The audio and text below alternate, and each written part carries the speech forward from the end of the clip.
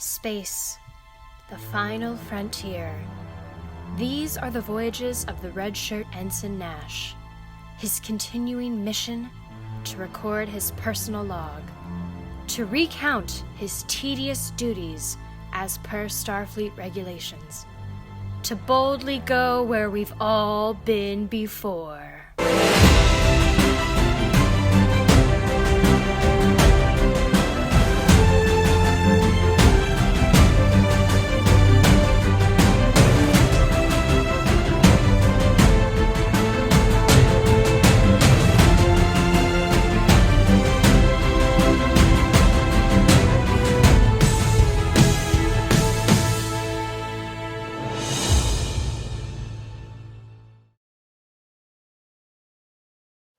Computer, begin recording.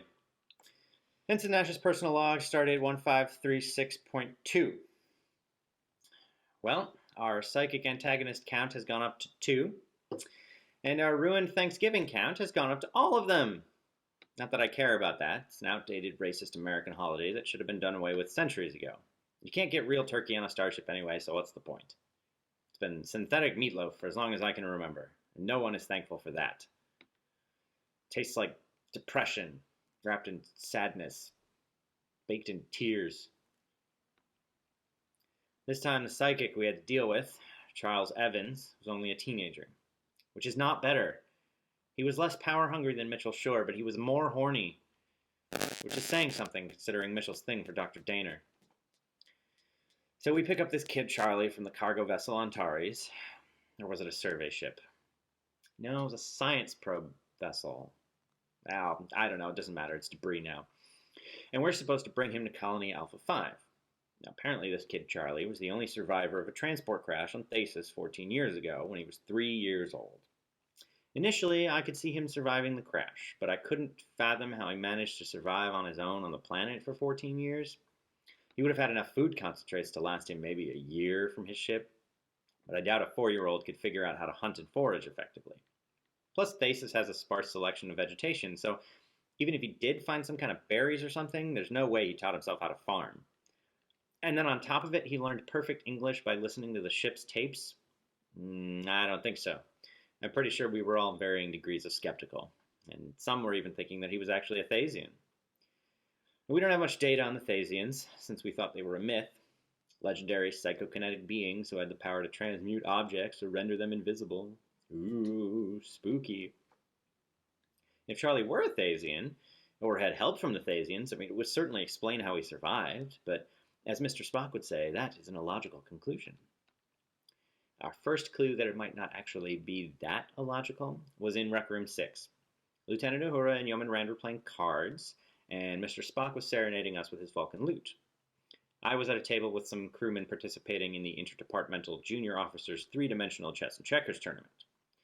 Lieutenant Uhura started singing along with Mr. Spock's lute, and at first it seemed like the song was about the Enterprise, but everyone laughed when it was clear she was making fun of Mr. Spock. He must have a thing for her because he kind of smiled a bit, and I swear he rolled his eyes when she sang a verse about him looking like Satan. Anyway, we're all clapping, and Yeoman Rand wants them both to do an encore. And at this point, our guest Charlie's come in and is trying to get Yeoman Rand's attention, horny teenager. But she's still watching Lieutenant Uhura and Mr. Spock, as are we all. Lieutenant Uhura sees Charlie, so she picks him as the subject of her next musical jest. She gets one verse in, and I swear I saw Charlie make some kind of weird face at her, like, or like something like that. I don't know. I don't remember. But suddenly she loses her voice, and Mr. Spock's lute stops making sound too, which is weird. But Lieutenant Uhura doesn't seem to be able to do anything except cough. So I go over to her and Mr. Spock to make sure that she's okay. Who cares about the lute? Mr. Spock and I decide to accompany Lieutenant Uhura to sickbay, and as we leave, I look back and see Charlie's doing card tricks for Yeoman Rand and the rest of the crewmen. They're all completely oblivious to the fact that some weird shit just happened and Lieutenant Uhura might be seriously hurt. But it doesn't matter, because before we even make it to sickbay, her voice comes back and everything seems fine. Mr. Spock suggests she go to sickbay anyway, but she refuses and heads up to the bridge to take her post. Mr. Spock goes with her, and I'm left in the corridor as an afterthought again. It's like I'm not even here. I bet the two of them wouldn't even notice if Captain Kirk showed up on the bridge wearing a different shirt than he was a minute ago.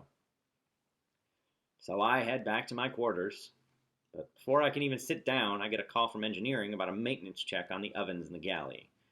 Apparently, Chef put the Thanksgiving synthetic meatloaf, or should I say meatloaves, in the oven, and somehow they turned into real turkeys.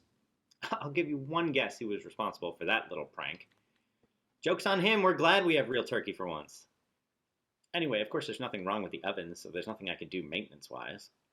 I just tell Chef to say he got us real turkey somehow, and he'll be hailed as a miracle worker. That's how we do things on this ship anyway. Chef says there's just one problem with that, and points me to an oven at the back of the galley that I hadn't inspected yet.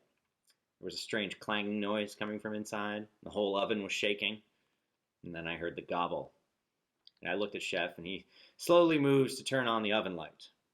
Sure enough, this turkey was alive. It stared at us through the glass with this death glare in its eyes, like it wanted us to know that if it ever got out, it would peck out all our internal organs one by one, starting with our livers until we slowly succumbed to the pain and anguish, and cried out in anguish for the merciful release of death.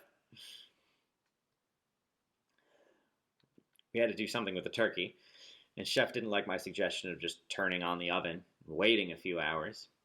So Chef got an empty vegetable crate, held it ready to trap the turkey as I opened the oven door. Of course, as soon as I opened the door, even a crack, the turkey slams it open and barrels through me and Chef. I fall into a massive shelving unit, and all sorts of pots, pans, ladles, strainers, etc. are going crashing to the floor. We're both sprawled out on the floor amidst this mess of kitchenware, and we see the turkey escape into the corridor. Have you ever seen a live turkey? They are scary and huge and really, really fast. So Chef and I make a plan. He's going to clean up the galley, and I'm going to track down this turkey somehow, and we're never going to tell anyone about this ever. So I head to the nearest weapons locker to get a phaser, and I start hunting. While on the search for the one live turkey, I see Charlie, Yeoman Wren, and Yeoman Lawton talking in a corridor. I saw Yeoman Lawton storm off, but I wasn't close enough to hear what they were saying yet. But when I passed by Charlie and Yeoman Rand, all I caught was Charlie stuttering, "But she's not not the same." What'd I tell you? Horny teenager. Anyway, I thought maybe I could lock onto the turkey with a transporter and beam it into space. But then I thought, no, that would be logged in the transporter records, so that was out of the question if we wanted to keep this under wraps. So I just kept slinking around the deck, trying not to draw attention to myself, while everyone I passed gave me these weird looks. Finally, I heard gobbling coming from a Jeffries tube. Thankfully, no one saw me duck into the Jeffries tube access corridor. I noticed someone had left a jacket on a pipe at the base of the Jeffries tube, and it's not Starfleet issue, so it must have been Charlie's. Typical teenager, just leaving his clothes wherever the hell he likes. I peek into the Jeffries tube and see the turkey halfway up the ladder, trying to keep balance with its talons on one rung and occasionally steadying itself by grabbing another rung with its beak, flapping its devil wings. I reach for my phaser, aim at the turkey, mumble a cool one-liner I thought up on the spot, time to stun at 375, and as I'm about to fire, the phaser disappears into thin air. There's a split second where the turkey and I make eye contact, and it's definitely sensed an opportunity in my fear, because that's when it flies back down the Jeffries tube right in my face. Fortunately, I remembered watching a Vulcan Susmanon instructional video at the Academy that detailed using a technique called the Navarcot. I remember it specifically because I gave our Vulcan guest speaker a lot of grief about the technique being literally just a commando roll, to which he responded that my flippant attitude towards learning the subtle differences between the two maneuvers foreshadowed a limited ability to perform any Susmanon techniques effectively. Needless to say, I executed the technique perfectly, thank you very much, and the turkey flew over me into the wall. They took advantage of its self-inflicted accidental unconsciousness and hauled it back to the galley. The chef had done a remarkable job of cleaning up. If the galley was all you saw, you'd think the Enterprise was fresh out of space dock. It was spotless. The chef took the turkey from me, and that was that. I assume he cooked it with the other now real turkeys. As I left the galley, I ran into Ensign Harper on his way to engineering. He brought me up to speed on everything that had happened while I was messing around fighting a demon turkey. Apparently the Antares had experienced a warp core breach and all hands were lost. Charlie had admitted to causing the Antares warp core breach by removing a warped baffle plate, as well as making a couple crewmen disappear, including Yeoman Rand. Now our logical conclusion about Charlie having the power of the legendary Thasians was looking a lot more logical. He was also responsible for making my phaser disappear at the worst possible moment, along with all the other phasers on the ship. Ensign Harper also told me there were rumors Charlie made Mr. Spock speak only in old Earth poems for some reason. I guess that kind of thing is funny to a 23rd century teenager. I don't know. He also cross-circuited our comms and took over navigation and helm control. Ensign Harper said that Charlie was being brought to the brig at the moment, and he was on his way to engineering to help try and regain control of the ship's systems. I figured I should come along to assist. And on our way down to engineering, we found an iguana in the corridor. Yeah, just chilling, like iguanas do. My guess is it used to be a crewman. I said we should just leave it there, but Ensign Harper thought he should bring it to sickbay just in case, so he picked it up and we parted ways. He told me later he ended up passing by some other crewmen who were victims of Charlie's pranks. Some were faceless, some were old, and he helped them all get to sickbay. A real hero, that Ensign Harper. I bet he'll go on to do great things one day. Anyway, as soon as I walk through the doors to engineering, Lieutenant Commander Scott yells at me, "Laddie, reroute power from the secondary power couplings." So I run to a station to do just that, and I notice everyone in engineering is running around frantically trying to do similar tasks. Yeah, apparently, in addition to all the systems Charlie had taken control of, the bridge had decided to overtax his powers by turning on every secondary system on the ship as well. We had feedback from secondary and tertiary comm lines. The backup battery was feeding more power into the converter assembly than it was designed to handle. Emergency lights turned on everywhere. Yeah, you name it. I think someone accidentally shunted some of the excess power into life support because we all felt a little lightheaded afterwards, probably due to increased oxygen levels. Thankfully, the plan worked, and Charlie lost control of the ship. A real-life Thasian ship showed up to take Charlie away, so I guess we've got to update our records on Thasis. I heard the captain tried to convince the Thasians to let Charlie stay and, learn to control his powers, but they said no, and I say good riddance. Once Charlie was gone, all of us in engineering, lightheaded and exhausted, had the unenviable job of undoing all the rerouting of power we had to do to keep the ship from exploding.